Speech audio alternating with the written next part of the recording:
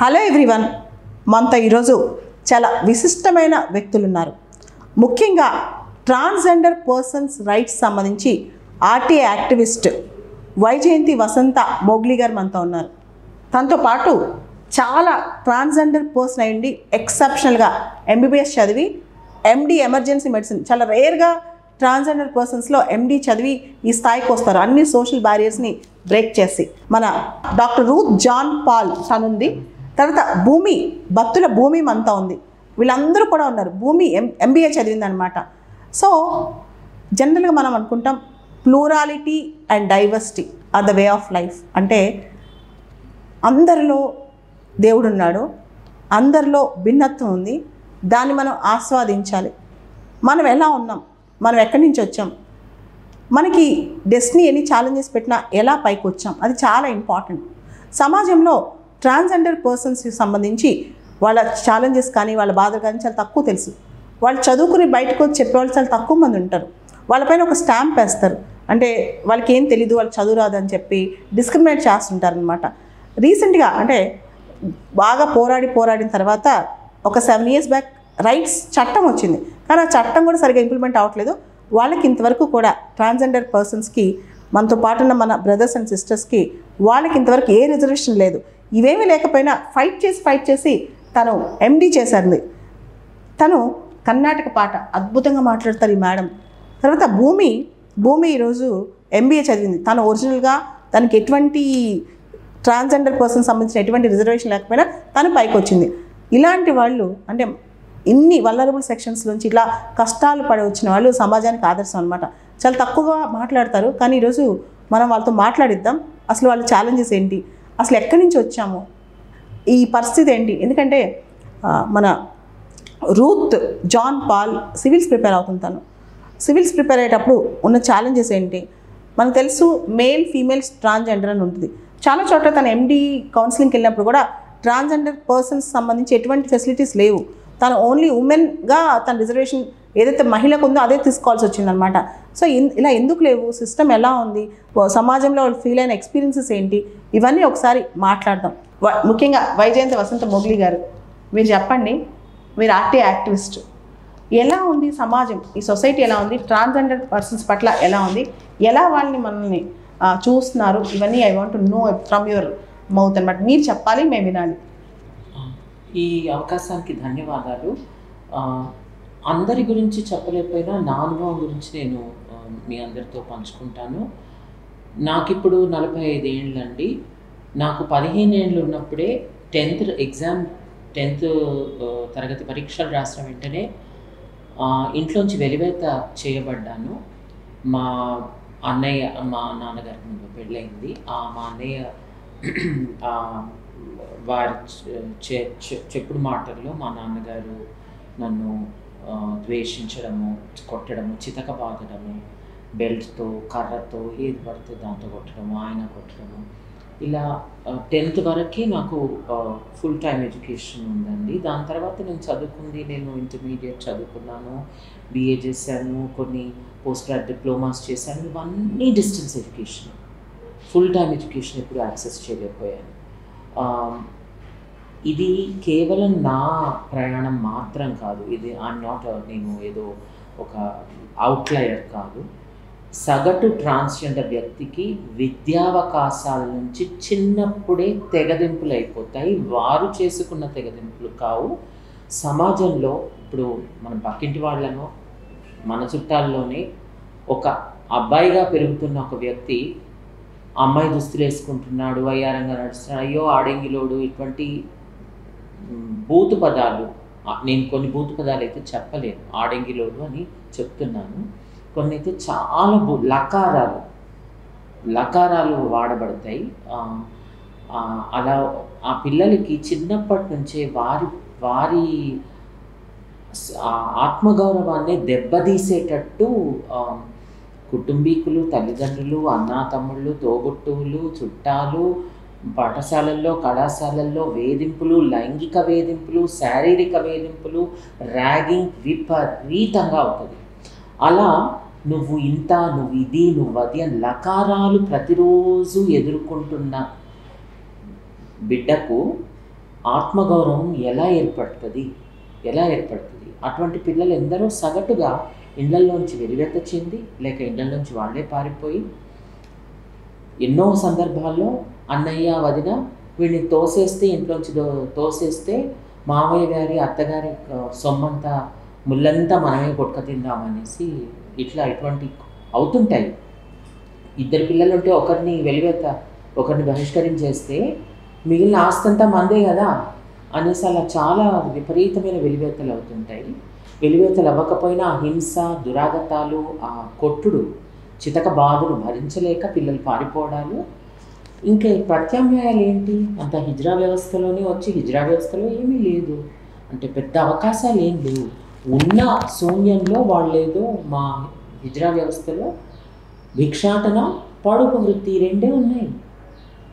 అది అటువంటి పిల్లలు ఆ లేత వయసులో అవే చూసి అవే చేస్తుంటారు. దీన్ని కేవలం హిజ్రా వాళ్ళనే దూషించి సబబు కాదు. తల్లిదండ్రులు వాళ్ళ పిల్లల్ని మా అబ్బాయి అయినా అమ్మాయి అయినా ట్రాన్స్ అయినా నా బిడ్డ నా పేగు నేను చదివిస్తా నేను వదులుకోను అంటే ఎవరండి మీ పిల్లల్ని పెడదారిన పెట్టగలరు? మీరు మీ పిల్లల్ని చిరగబాదకండి. మీరు మీ పిల్లల్ని చక్కగా చదివించండి. నిజాయితీ కావాలి, కష్టజీవులై ఉండాలి, కష్టం చేసి మేధోశక్తి ఒంటి శక్తితో బ్రతకాలి, ముందుకెళ్ళాలి. కానీ పురుషులో అమ్మాయిలో ట్రాన్స్ వ్యక్తులు దాంతో ఇప్పుడు ఈ రోజుల్లో అమ్మాయిలు ఎంత సిఇఓస్ అయిపోతున్నారు, మినిస్టర్స్ అవుతున్నారు, ప్రధానమంత్రిగా ఉన్నారు ఒకప్పుడు ఇందిరాగాంధీ గారు. అలా ట్రాన్స్ వారికి కూడా ట్రాన్స్ బచావ్ ట్రాన్స్ పడావ్ వంటి నినాదం రావాలి. బేటీ పడావ్ బేటీ బచావ్ చాలా చక్కటి నినాదం. అలాగే ట్రాన్స్ బచావ్ ట్రాన్స్ పడావ్. సూపర్ వైజయంతి గారు. ఎందుకండి అంటే ఒక ట్రాన్స్ పర్సన్గా పుట్టిన వ్యక్తిని మొదటగా కుటుంబమే అవమానిస్తుంది, చుట్టుపక్కల ఉన్న వాళ్ళే అవమానిస్తారు. డైవర్సిటీ అంటే అబ్బాయిగా పుట్టామా అమ్మాయిగా పుట్టామా ట్రాన్స్ పర్సన్గా పుట్టామా అనేది మన చేతిలో ఉండదు. మన చేతుల్లో లేని దాని విషయంలో జడ్జి చేస్తుంది సమాజం. దీనిలో ముఖ్యంగా సొసైటీ నుంచి మీరేం కోరుకుంటున్నారు?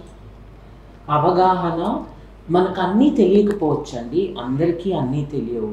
కానీ తెలుసుకోవాలన్న కొంత ఆసక్తి, కొంత మానవత్వం, వినమ్రత అని కూడా అన్నాను, మానవత్వం అన్నీ నాకు తెలియకపోవచ్చు. ఇతరులు ఒక కొత్త మనిషిని కలిసినప్పుడు ఆ మనిషి 20 ఏళ్ళలో 30 ఏళ్ళలో 50 ఏళ్ళలో 60 ఏళ్ళలో ఆ 60 ఏళ్ళలో వాళ్ళు ఏగింది మనకేం తెలుసా అండి?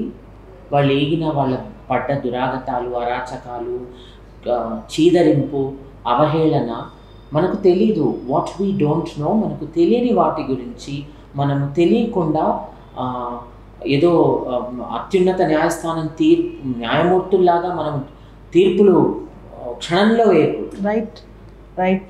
వైజయంతి గారు, నేను ఎప్పుడు చూసినా మీ దగ్గర రెయిన్బో కలర్ బ్యాగ్ ఒకటి ఉంటుంది. మీరు జనరల్గా రెయిన్బో కలర్స్ వాడతారు. ట్రాన్స్జెండర్ పర్సన్స్, ఎల్జిబిటీ పర్సన్స్ సంబంధించి రెయిన్బో కలర్స్ అనేవి చాలా క్రూషియల్ అనమాట. దీని వెనకాల అర్థం ఏంటండి? ఇది వైవిధ్యానికి కీలకమైన ఒక గుర్తింపు.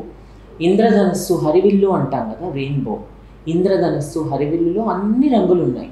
అన్ని రంగులు కలిస్తేనే వెలుగు. వైట్ ఈజ్ బట్ విత్ గ్యూర్ అంటాం కదా.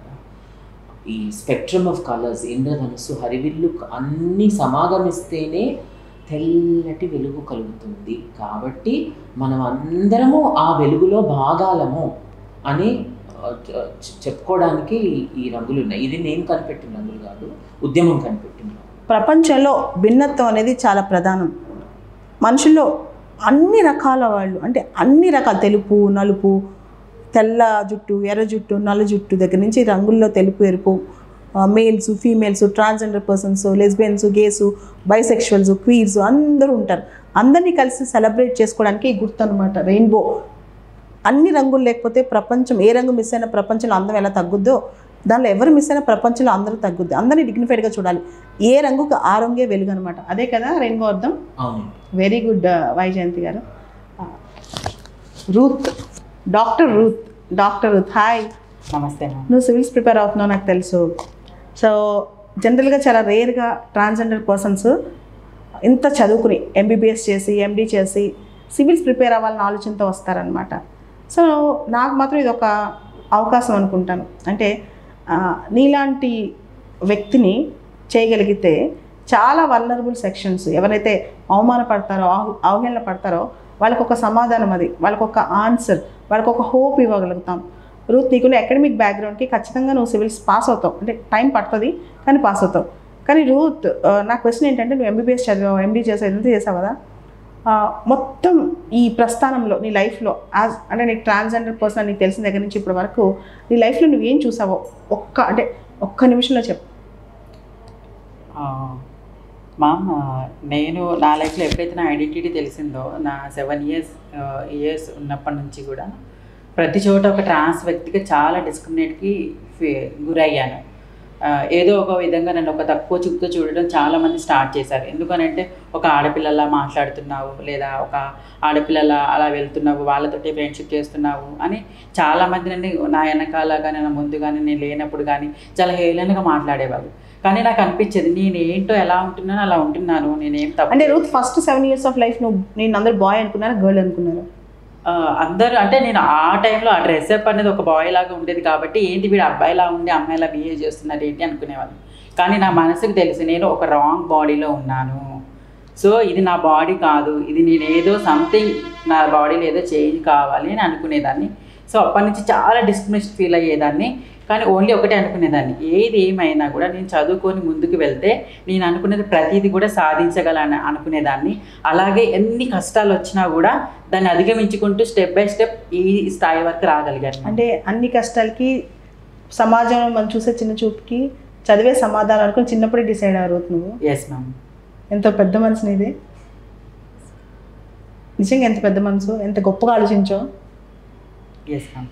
ఎందుకంటే చదువుతోటే ఏదైనా సాధించగలమని నేనైతే చెప్పగలను. ఎందుకంటే అది నమ్మాను కాబట్టి 100%. ఎందుకంటే చాలా పూర్ ఫ్యామిలీ, మా ఇంట్లో 1 రూపీ కాదు అసలు ఒక రోజులో 3 పూట్లు తినడానికి కూడా లేదు.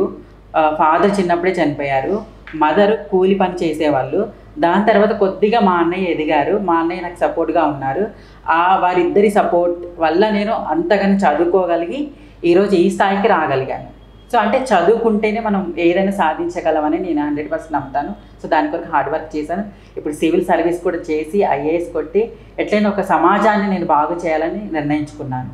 సో హోప్ఫుల్లీ నేను సాధిస్తానని అనుకుంటున్నాను. రోజు నా క్వశ్చన్, ఈ మొత్తం చదువుకున్నావు కదా, MBBS MD చేసావు కదా, ఈ పెద్ద చదువుకోవచ్చాక చిన్నప్పుడు ఓకే చుట్టుపక్కల అందరు డిస్క్రిమినేట్ చేశారు, పెద్ద చదువులో కూడా డిస్క్రిమినేట్ చేశారా, లేదా నేను సమానమైన వ్యక్తిగా చూసారా?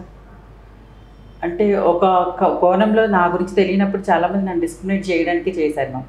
నా పీజీ ఎంట్రన్స్ అంటే ఎప్పుడైతే నేను పీజీలో జాయిన్ అవుతానో చాలామంది చూశారు, ఏంటి ఒక ట్రాన్స్ వ్యక్తి నువ్వు ఇంతగానో వెళ్ళగలవా, నువ్వు ఇది చేస్తావా, నీకు రిజర్వేషన్ కావాలా, లేకపోతే నీకు ఒక అవకాశం ఎలా కల్పిస్తాము అన్నట్టుగా కూడా చూశారు. కానీ అవన్నీ పక్కన పెట్టి నేను సాధిస్తాననేది ముందుకు వచ్చాను. నువ్వు నీ కేటగిరీలో నువ్వు పాస్ అయ్యావు, ట్రాన్స్జెండర్ పర్సన్గా కాదు మ్యామ్, నన్ను ఫిమేల్ కేటగిరీలోకే ఇంక్లూడ్ చేశారు. ఇప్పటి వరకు కూడా ట్రాన్స్జెండర్ అనే కాలం ఎగ్జామ్ వరకే ఉంది, కానీ కౌన్సిలింగ్లో మాత్రం లేదా ఇంకా ఫర్దర్గా చేసే దాంట్లో ఎక్కడే ట్రాన్స్జెండర్కి ఒక రిజర్వేషన్ మాత్రం లేదు. చదువు కాకుండా ఇంకేమైనా హాబీస్ ఉన్నాయి నీకు? ఎస్ మ్యామ్, నేను ప్రీచింగ్ చేస్తాను. అంటే బేసికలీ నేను క్రిస్టియన్ కాబట్టి ప్రీచ్ చేయడం చాలా ఇష్టం. ఎప్పుడు దేవుని తిట్టుకోలేదా, నన్ను ఎందుకు ఇలా పుట్టించావు, నన్ను ఎందుకు ఇలా చేసావు, ఎందుకు నన్నే ఇలా సెలెక్ట్ చేసుకున్నావు? ఎందుకంటే నాకు పోలియో వచ్చింది రోజు, తర్వాత కొంచెం పెద్దగా అర్థమైంది నేను నడవలేనని. నాతో పాటు ఉన్న పిల్లలందరూ ఆడుకునేవాళ్ళు అనమాట. నేను ఎప్పుడు దేవుని తిట్టుకుంటా కూర్చునేదాన్ని చిన్నప్పుడు. గాడ్ నన్ను ఎందుకు ఇలా స్పెషల్గా సెలెక్ట్ చేసావు, నన్ను ఎందుకు స్పెషల్గా పుట్టించావు, నన్ను ఎందుకు ఇలా డిస్క్రిమినేట్ చేస్తావు అని చెప్పి బాగా ఏడిపోచ్చేది. చిన్నప్పుడు బాగా ఏడ్చేదాన్ని రోజు. నీకు అలాంటి ఫీలింగ్ ఏమనిపించలేదా? చిన్నప్పుడు నేను కూడా అట్లానే అనుకున్నాను మ్యామ్. అంటే దేవుడు ఎందుకు నన్ను స్పెషల్గా ఎందుకు ఇలా పుట్టించారు, నా మనసేమో అమ్మాయిలా కోరుకుంటుంది, కానీ నేను ఫిజికల్గా చూడడానికి ఏమో అబ్బాయిలా ఉన్నాను, ఎందుకు దేవుడా నాకెందుకు ఇలాంటిది ఇచ్చామని ఏడ్చాను. కానీ ఒక గ్రో అవుతున్న టైంలో నేను బైబిల్ బాగా చదువుతాను. ఆ బైబిల్లో మా ట్రాన్స్ వ్యక్తుల గురించి ఉందన్నమాట. అంటే అక్కడ ఏంటి అని అంటే ఒక ప్రత్యేకమైన ఒక స్పెషల్ ఒక ప్లేస్ దేవుడు గాడ్ ట్రాన్స్జెండర్ పీపుల్ అందరి కోసం ఇచ్చారు. సో అది చూసినప్పుడే ఆమె హ్యాపీ ఫీల్ అయ్యింది. ఎందుకంటే దేవుడే అంత సగం భాగం ఇచ్చినప్పుడు ఈ ప్రపంచం ఎంత, సో ఎంత దూరమైనా నేను ప్రపంచాన్ని మాత్రం దగ్గర అవడానికి వెళ్తాను అని డిసైడ్ అయ్యాను. బైబిల్లోనే కాదు అన్ని మత గ్రంథాల్లో కూడా ట్రాన్స్జెండర్ పర్సన్స్కి స్పెషల్గా స్థానం అని తెలుసా? నేను రామాయణంలో చదివాను. రాముడు అడవికి వెళ్ళిపోతుంటాడు, వాళ్ళ డాడీ చెప్పంగానే, వాళ్ళ నాన్నగారు చెప్పంగానే ఈయన అడవికి వెళ్ళిపోతూ ఉంటారనమాట. ఊరు దాటేదాకా అందరు జనం వస్తారు, రాముడు వెళ్ళిపోతున్నాడని ఏడుస్తారనమాట. ఊరు దాటాక అడవి దగ్గర దాకా వెళ్ళేదాకా రాముడితో పాటు వచ్చిన వాళ్ళు ట్రాన్స్జెండర్ పర్సన్సే. అప్పుడు రాముడు అంట వాళ్ళ భక్తిని చూసి వాళ్ళకి ఒక బ్లెస్సింగ్ ఇస్తారంట. ఏమని అంటే, మీరు ఎక్కడికి వెళ్ళినా ఏ శుభకార్యం జరిగినప్పుడు వెళ్ళినా ఆ శుభకార్యం ఇంకా గొప్పగా ఉంటుంది అని చెప్పి మీ బ్లెస్సింగ్స్ దేవుళ్ళ బ్లెస్సింగ్స్ సమానం అని చెప్పి ఆశీర్వదిస్తారంట. సో అన్ని మత గ్రంథాల్లో అన్ని చోట్ల ట్రాన్స్జెండర్ పర్సన్కి ప్రత్యేకమైన స్థానం ఉంది, కానీ సమాజం మాత్రం వాళ్ళని వెలివేస్తూ ఉందన్నమాట. అదే నాకు బాధ అనిపిస్తుంది. ఎందుకు డైవర్సిటీని సెలబ్రేట్ చేసుకోరు? ఎందుకు భిన్నత్వాన్ని మనం అర్థం చేసుకోలేము? మనలాంటి మనుషులే కదా. పుట్టుక చావు మన చేతిలో ఉండవు, అలానే ఎలా పుడతాం అనేది కూడా మన చేతిలో ఉండదు. అదే యాక్సిడెంట్, నీకు ఇది అవుద్ది నాకు ఇది అవుద్ది ఇంకోటికి ఇంకోటి అవుద్ది అని చెప్పి మనం డిసైడ్ చేసుకోం కదా. నువ్వు తెల్లగా పుడతావు నల్లగా పుడతావు అబ్బాయిలా పుడతావు అమ్మాయిలా పుడతావు అని చెప్పి మనం డిసైడ్ చేసుకోం కదా రోజు. రైట్. బట్ నువ్వు ఇంత స్థాయికి వచ్చినవి గ్రేట్. నాకు తెలిసిన వాళ్ళు ట్రాన్స్జెండర్ పర్సన్స్లో MD ఎమర్జెన్సీ మెడిసిన్ చదివిన వాళ్ళు ఎవరు లేరు నాకు తెలిసిన వాళ్ళు అయితే. మరి నీకు ఎవరైనా తెలుసా? లేదు మ్యామ్, నేనే ఫస్ట్ పర్సన్ని మన ఇండియాలోనే మెడికల్ ఫీల్డ్లో పోస్ట్ గ్రాడ్యుయేషన్ లెవెల్ వరకు వచ్చిన వాళ్ళైతే ఎవరూ లేరు. నేనే ఫస్ట్ పర్సన్ అనమాట. సో అది కంప్లీట్ చేయబోతున్నాను. Okay, nice. భూమి బత్తుల భూమి MBA చదువుకున్నావు. ఎక్కడ చదువుకున్నావు? నాది MBA MIT కాలేజ్ పటంచెరులో కంప్లీట్ అయింది. ఓకే. సో భూమి, నీ స్టోరీ అని చెప్పు. అసలు ఎక్కడి నుంచి మొదలైంది నీ లైఫ్? నా లైఫ్ అంటే నేను ఒక ట్రాన్స్జెండర్గా నేను గుర్తుపెట్టు ఇది అని తెలిసినప్పుడు 7th క్లాస్లో అయింది మేడం. నేను 10th క్లాస్ దాకా నా మనసు మొత్తం అమ్మాయి, బాయ్లాగా నేను అబ్బాయిలాగా 10th క్లాస్ వరకు నేను స్కూల్లోకి వెళ్ళాను. చాలామంది నన్ను ఎగతాళి చేశారు, అరే వీడు అమ్మాయిలాగా ఉన్నారు ఏందిరా మాట అయినా లక్ష్యమైనా అన్నారు. కానీ నా మనోభావాలు దెబ్బతినకుండా మా ఫ్యామిలీతో నేను షేర్ చేసుకొని నేను ఇంటర్ నుంచి కమ్యూనిటీలోకి వచ్చాను. కమ్యూనిటీలోకి వచ్చి ఫ్యామిలీకి 7 ఇయర్స్ దాకా నేను దూరం అయ్యాను. మా డాడీ ఒకటే చెప్పాడు, నువ్వు అమ్మాయా అబ్బాయా నాకు సంబంధం లేదు, నువ్వు చదువు మాత్రం ఆపొద్దు, ఎందుకంటే జెండర్తో సంబంధం లేదు, నువ్వు ఎక్కడ ఉన్నా సరే నీ చదువు నువ్వు కంప్లీట్ చేసుకో, ఫ్యూచర్లో నీకు భవిష్యత్తులో ఉపయోగపడుతుందని తండ్రి ఒక సూచన చెప్పాడు. నేను రోడ్ల మీద భిక్షాటన చేసుకుంటూ నేను డిగ్రీ MBA వరకు చదువుకున్నాను మేడం. అవునా? భిక్షాటన చేసుకుంటూ చదువుకున్నాను, ఎందుకంటే నాకు డబ్బుల పరంగా ఫ్యామిలీ సపోర్ట్ రాలేదు. నేను కమ్యూనిటీలో ఉంటూ షాపుల కొంటకి 10 రూపాయలు అడగచ్చుకొని ఫీజులు కట్టుకొని HODతోని ప్రిన్సిపల్తో మాట్లాడి, సార్ నా జెండర్ డిఫరెషన్ అవుతుంది సార్, నేను ఒక అబ్బాయిలాగా వచ్చి రాస్తా అంటే, సరే అమ్మ ఇంటర్నల్ ఎక్స్టర్నల్ రాసుకుంటే నేను MBA వరకు కంప్లీట్ చేశాను. రైట్. MBA చదువుకున్నావు. నెక్స్ట్ ఏం చేద్దాం? MBA అయిపోయినాక నేను చాలా కంపెనీలకు వెళ్ళాను మేడం, ఎందుకంటే నేను మొత్తం అమ్మాయిలాగా MBAలో అయిపోయాను. చాలా కంపెనీల వాళ్ళకి వెళ్ళాను. అయితే ఇక్కడ మీకు ఎలాంటి రిజర్వేషన్ లేదు, మీ ట్రాన్స్ వాళ్ళకి ఎక్కడ ఉద్యోగం ఇవ్వరు. అవును కదా రూత్, అవును కదా భూమి, వైజయంతి గారు, ట్రాన్స్జెండర్స్కి రిజర్వేషన్ లేదు, యాక్ట్ ఉంది కానీ రిజర్వేషన్ ఏం లేదు. సో అందుకనే కదా చాలామందికి ఉద్యోగాలు లేక ప్రైవేట్ సెక్టర్ వాళ్ళకి ఉద్యోగాలు ఇవ్వరు, ఇంట్లో వాళ్ళు వదిలేస్తారు, ఇంకెందుకని రోడ్డు మీదకి వస్తారు, ఆడుకుంటూ ఉంటారు, భిక్షాటం చేసుకుంటూ ఉంటారు. సో అదే కనుక వాళ్ళకి కాస్త ప్రాపర్గా మనం ఫెసిలిటీస్ ఇస్తే చదివిస్తే బయటకు వెళ్తారు కదా. తను చెప్పింది ఇందాక transgender persons Bachao transgender persons Padhao అని చెప్పి, నిజమే కదా. We have to protect them. Yeah ma'am, అందుకే గవర్నమెంట్ మనకు ప్రభుత్వం కూడా జస్ట్ మాకు నల్సా జడ్జ్మెంట్లో వచ్చింది, అవకాశాలు కల్పించమని వచ్చింది, కానీ అవకాశాలు లేకనే మా వాళ్ళు బెగ్గింగ్ కానీ ఇంకా వేరే పని చేస్తున్నారు. అదే అవకాశం ఉంటే ఖచ్చితంగా అందరూ చదువుకుంటారు, ఉద్యోగాలు చేస్తారు, అందరితో పాటు మేము కూడా. ఎవరికి కూడా బెగ్గింగ్ చేయాలని ప్రాస్టిట్యూషన్ చేయాలని ఎవరికి ఉండదు తెలుసా? ఎవరికి ఉండదు కదా, మనసుతో చేయరు వాళ్ళు, అది చేయరు. జీవనోపాధి అనేది లేక మేము బెగ్గింగ్ చేసుకుంటున్నాం. పుట్టినప్పుడు బాల్యంలో పిల్లలు ఎవరు కూడా నేను పెద్దగా రోడ్ల మీద బిచ్చమెత్తుతా అన్న కళ ఏ బిడ్డ కనడు. అబ్బాయి అయినా అమ్మాయి అయినా ట్రాన్స్ వ్యక్తి అయినా అదే ఇలా రోడ్ల మీద ఉండాల్సి వస్తుంది. అది కళ కానే కాదు, పరిస్థితుల వల్ల కొన్ని వెలివేతల వల్ల అరాచకాలు దురాగతాల వల్ల ఉన్న దాంట్లో ఏదో చేసుకొని బ్రతికుండాలి, బ్రతుకు తెరువు కోసం అలా ఏర్పడ్డాయి ఇవి. దీన్ని మళ్ళీ నేను దైవీకరించను, రాక్షసీకరించను. ఎవరి తిప్పలు వారి పొట్టకూటి కోసం ఆ రోజు తిండి కోసం, తిండి తిప్పల కోసం చేసుకుంటున్న అదొక బ్రతుకు తెరువులా చేసుకుంటున్నారు. కానీ మనం అందరం ఇప్పుడు చర్చించినట్టు ప్రభుత్వ రంగంలో, ప్రభుత్వ విద్యారంగంలో, ప్రభుత్వ ఎయిడెడ్ విద్యారంగంలో, ప్రభుత్వ ఉద్యోగాలలో, పబ్లిక్ సెక్టర్ అండర్టేకింగ్స్లో రిజర్వేషన్ ఉండాలి అని అత్యున్నత న్యాయస్థానం సుప్రీంకోర్టే తన నల్సా తీర్పులో స్పష్టంగా చెప్పింది, ఉద్ఘోషించింది. Transgender persons begin all kinds of reservation, అంటే ట్రాన్స్జెండర్ వ్యక్తులకు అన్ని రకాల పలు విధాల రిజర్వేషన్లు కల్పించమని. కానీ ఇంతవరకు దానిపైన ఏ ప్రభుత్వము, ఒక కర్ణాటక రాష్ట్ర ప్రభుత్వం తప్ప ఏ ప్రభుత్వం దానిపైన ఆచరణ అమలు చేయలేదు. ప్రైవేట్ సెక్టర్లో అయితే రిజర్వేషన్స్ ఉండవు. కాబట్టి ప్రభుత్వ రంగంలో ఇదేమి నా అభిప్రాయంలో ఇదేదో దానము ధర్మము కాదు. రిజర్వేషన్ అన్నది విలాసానికి కాదు, ప్రత్యేకమైన వెసులుబాటు, ప్రత్యేకమైన అధికారాలు, ప్రిఫరెన్షియల్ ట్రీట్మెంట్ కానీ కాదు. అణగారిన వర్గాలు, పలు విధాలుగా తరతరాల నుంచి అణగారిన వర్గాలకు ఒక అవకాశాన్ని కల్పించి వాటిని కొద్దిగా ముందుకు తేవడానికి.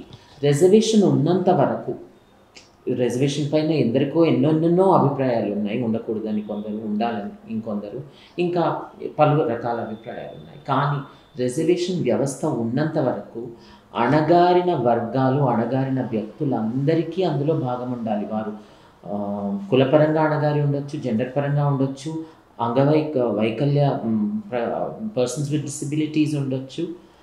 పలు వర్గాలన్నిటికీ, అణగారిన వర్గాలకు అందులో భాగం ఉండాలని మా విన్నతం. ఇదేం మేము ఏదో ప్రత్యేకంగా మమ్మల్ని ట్రీట్ చేయండి అని మేము అనటం లేదండి. మా బాధను అర్థం చేసుకోండి. కొన్ని తరాలు ట్రాన్స్జెండర్ వారు ముందుకెళ్తే రాబోయే ట్రాన్స్జెండర్ తరాలు కూడా మేము బిచ్చమెత్తాము. మేము ఒక doctor Koyyala route John Paul లాగా ముందుకెళ్తాము, మేము భూమిలా ముందుకెళ్తాము, మేము ఇంకెవరిలాగా ముందుకెళ్తాము, మేము ఇలా ఒక అకాడమీ రన్ చేసి ఐఏఎస్ వారిని బాలలత మేడం లాగా ట్రైన్ చేస్తాము అని ఇంకో తరం ఏర్పడుతుంది. కాబట్టి ఇది మేమేదో దురహంకారంతో మాత్రం అనటం లేదు. ఇది మా వినమ్రమైన విన్నపం. మా బాధను అర్థం చేసుకోవాలి సమాజం. ఓకే, ఇప్పుడు వైజయంతి గారు, మీరు ఎన్నో చూస్తారు లైఫ్లో. You have gone through lot of pain కదా, ఫ్యామిలీ నుంచి ఇదంతా. మీరు అంత అద్భుతంగా పాటలు పాడతారు. మీ పాటలు కర్ణాటిక్ మ్యూజిక్ నేను చాలా విన్నాను. వైజయంతి, వసంత మొగలి గారు, మీ పాట ఒకసారి మా ఆడియన్స్ కోసం వినిపిస్తారా? తప్పకుండా. అవకాశానికి ధన్యవాదాలు. చిన్న పాట వినిపిస్తాను. సరసి జనాభ సోదరి శంకరి పాహి మాం, సరసి జనాభ సోదరి శంకరి పాహి మాం, సరసి జనాభ సోదరి వరదా భయ కరకమలే, వరదా భయ కరకమలే, వరదా భయ కరకమలే, శరణాగత వత్సలే, సరసి జనాభ సోదరి శంకరి పాహి మాం, సరసి జనాభ సోదరి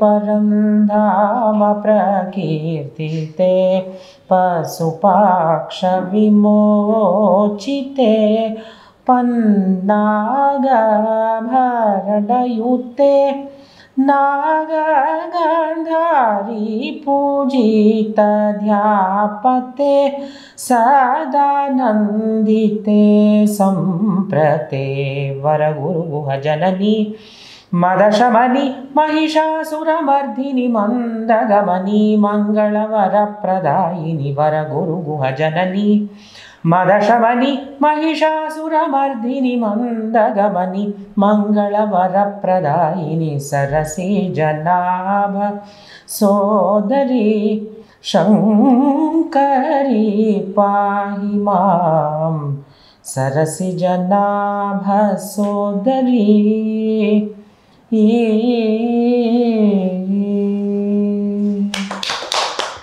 చూసారా, మన జెండర్కి మనం ఎలా పుట్టామనే దానికి టాలెంట్కి అస్సలు సంబంధం లేదు. సూపర్ వైజయంతి వసంత మొగ్లీ గారు, మీరు అల్టిమేట్.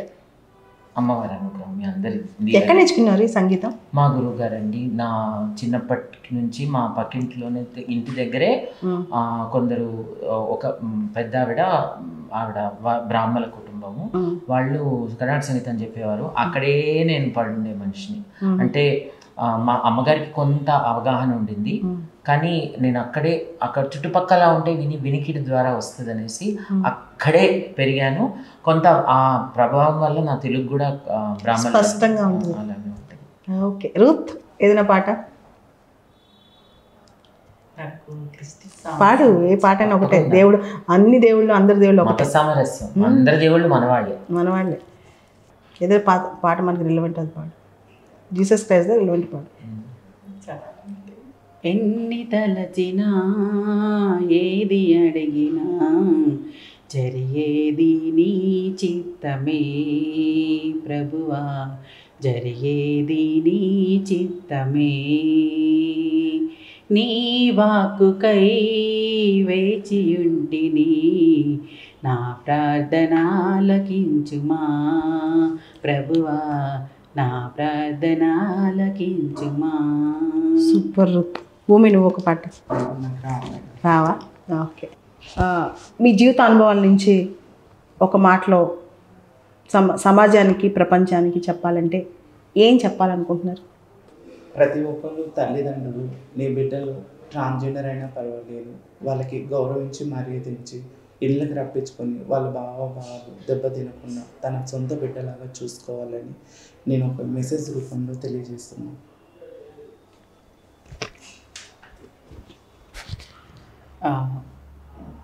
సొసైటీ లాంటి సమాజంలో మనం అందరం ఒకటే.